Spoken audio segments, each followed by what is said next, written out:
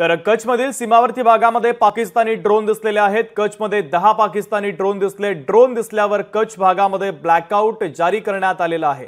महत्त्वाची अपडेट आपण पाहतोय। कच्छमधील सीमावर्ती भागामध्ये पाकिस्तानी ड्रोन दिसलेत। कच्छमध्ये 10 पाकिस्तानी ड्रोन दिसल्याचं कळतंय। तर ड्रोन दिसल्यानंतर लगेचच या भागामध्ये ब्लॅकआउट जारी करण्यात आलेला आहे।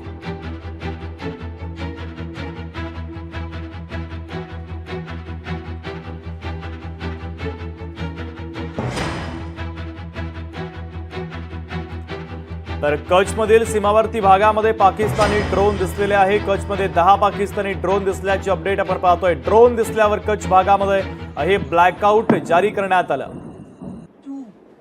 तर गुजरातचे गृहराज्यमंत्री यांनी या संदर्भात एक सोशल मीडियावर पोस्ट देखील केलेली आहे।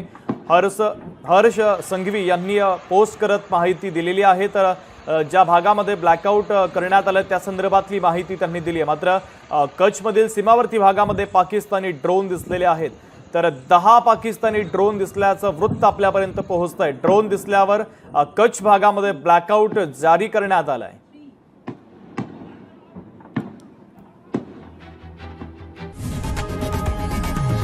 लोकशाही मराठी ऐका, पहा, जागरूक रहा।